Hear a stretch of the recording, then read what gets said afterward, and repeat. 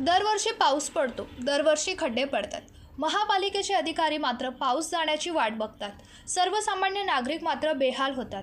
काय गुन्हा आहे या सर्वसामान्य नागरिकांचा, ज्यांनी कल्याण डोंबिवलीला आपलं शहर मानून आपलं घर घेतलं आणि महानगरपालिकेचा कर भरून मूलभूत सुविधांसाठी अपेक्षा केल्या. मग असं असताना महानगरपालिकेकडून सामान्य नागरिकांच्या मूलभूत सुविधा इथे का दिल्या जात नाहीत? प्रत्येक गोष्टीचा कर सर्वसामान्य माणसांकडून आकारण्यात येतो आणि प्रसंगी दंडात्मक कारवाई तर कधी बळजबरीने वसुलीही केली जाते.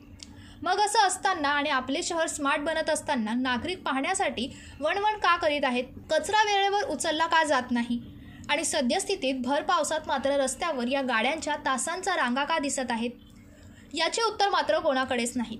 लोकप्रतिनिधी मात्र वारंवार पत्रव्यवहार करून प्रशासनाला दाखल करण्याचा प्रयत्न करीत आहेत, परंतु झोपड्याची सोंग घेतलेले प्रशासन काही केल्यास जागं होत नाही. अवघ्या काही दिवसांवर गणेश उत्सव येऊन ठेपला असताना रस्त्याची दुर्दशा मात्र पाहण्यासारखीच आहे.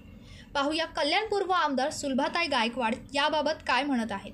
आम्ही पत्रव्यवहारही केलेला आहे आणि सतत त्यांना वारंवार फोनही करतोय की जे कल्याणपुरेचे रस्ते यांची खूप दुरवस्था झालेली आहे.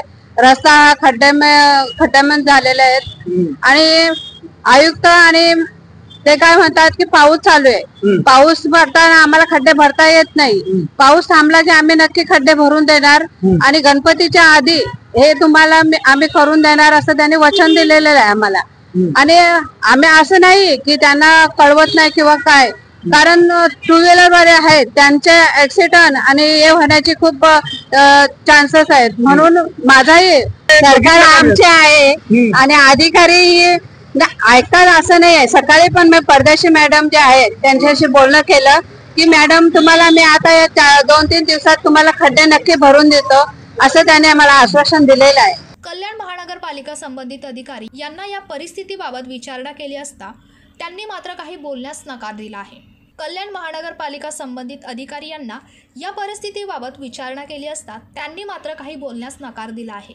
अशा परिस्थितीत सर्वसामान्य नागरिक काय करावे हा एकच सवाल उरत आहे. ब्युरो रिपोर्ट, जनशक्ती, कल्याण.